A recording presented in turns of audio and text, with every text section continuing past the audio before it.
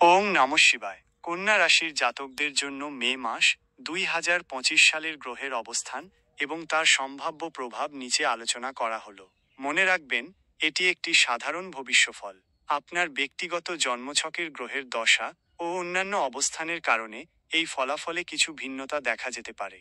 গ্রহের অবস্থান, planetary positions in May 2025। সূর্য মাসের শুরুতে আপনার নবম ভাবে, ভাগ্য, ধর্ম, উচ্চশিক্ষা অবস্থান করবে এবং মাসের মাঝামাঝি সময়ে দশমভাবে, কর্ম, খ্যাতি প্রবেশ করবে। চন্দ্র এই মাসে বিভিন্ন রাশিতে গোচর করবে, যা আপনার মন ও আবেগের উপর প্রভাব ফেলবে। মঙ্গল আপনার একাদশ ভাবে, আশা, আকাঙ্ক্ষা লাভ অবস্থান করবে। বুধ মাসের শুরুতে আপনার অষ্টম ভাবে, গভীর পরিবর্তন, রহস্য, উত্তরাধিকার অবস্থান করবে, পরে নবম ভাবে প্রবেশ করবে। বৃহস্পতি আপনার নবম ভাবে অবস্থান করবে। শুক্র মাসের শুরুতে আপনার নবম ভাবে অবস্থান করবে এবং মাসের মাঝামাঝি সময়ে দশম ভাবে প্রবেশ করবে। শনি আপনার সপ্তম ভাবে, জীবনসঙ্গী, অংশীদারিত্ব অবস্থান করবে। রাহু আপনার সপ্তম ভাবে এবং কেতু প্রথম ভাবে, ব্যক্তিত্ব, স্বাস্থ্য অবস্থান করবে।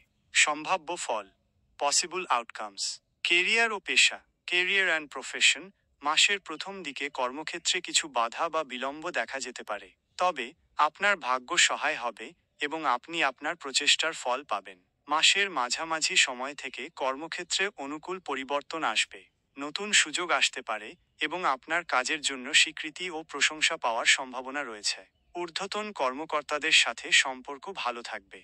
আর্থিক অবস্থা, ফাইন্যান্সিয়াল সিচুয়েশন। আর্থিক দিক থেকে এই মাসটি মিশ্র ফল দিতে পারে। অপ্রত্যাশিত কিছু ব্যয় হতে পারে, তাই বাজেট করে চলুন। তবে মাসের দ্বিতীয়ার্ধে আর্থিক লাভের সম্ভাবনা রয়েছে। বিনিয়োগের ক্ষেত্রে অভিজ্ঞদের পরামর্শ নেওয়া বুদ্ধিমানের কাজ হবে। পারিবারিক জীবন, ফ্যামিলি লাইফ, পরিবারের শান্তি ও হারমোনি বজায় থাকবে। পিতার স্বাস্থ্য নিয়ে কিছুটা চিন্তা থাকতে পারে। জীবনসঙ্গীর সাথে সম্পর্ক ভালো থাকবে এবং তাদের সহযোগিতা আপনার মনোবল বৃদ্ধি করবে। স্বাস্থ্য, হেলথ, স্বাস্থ্যের দিকে নজর দেওয়া প্রয়োজন। অতিরিক্ত কাজের চাপ এবং অনিয়মিত খাদ্যাভ্যাসের কারণে ক্লান্তি অনুভব করতে পারেন। পর্যাপ্ত বিশ্রাম নিন এবং হালকা ব্যায়াম করুন। কেতুর প্রথম ভাবে অবস্থানের কারণে সামান্য শারীরিক দুর্বলতা অনুভূত হতে পারে। প্রেম ও সম্পর্ক, লাভ অ্যান্ড রিলেশনশিপ। যারা অবিবাহিত, তাদের জন্য নতুন সম্পর্ক গড়ে ওঠার সম্ভাবনা রয়েছে। বিবাহিত জীবনে সঙ্গীর সাথে বোঝাপড়া ভালো থাকবে এবং সম্পর্ক আরও মজবুত হবে। রাহুর সপ্তম ভাবে অবস্থানের কারণে সম্পর্কে কিছু ভুল বোঝাবুঝি বা অহংবোধের সৃষ্টি হতে পারে, তাই সতর্ক থাকুন। শিক্ষা, এডুকেশন। শিক্ষার্থীদের জন্য এই মাসটি অনুকূল। পড়াশোনায় মনোযোগ বজায় থাকবে এবং ভালো ফল করার সম্ভাবনা রয়েছে।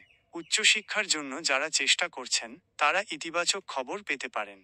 ভাগ্য ও আধ্যাত্মিকতা, লাক অ্যান্ড স্পিরিচুয়ালিটি। মাসের প্রথম দিকে আধ্যাত্মিকতার প্রতি আগ্রহ বাড়তে পারে। তীর্থযাত্রা বা ধর্মীয় অনুষ্ঠানে যোগ দেওয়ার সম্ভাবনা রয়েছে। পিতার কাছ থেকে সহযোগিতা ও পরামর্শ পেতে পারেন। সপ্তম ভাব, সেভেন্থ হাউস। শনি ও রাহুর এই স্থানে অবস্থানের কারণে জীবনসঙ্গীর সাথে কিছু মতবিরোধ বা ভুল বোঝাবুঝি হতে পারে। অংশীদারিত্বের ব্যবসায় কিছু চ্যালেঞ্জ আসতে পারে।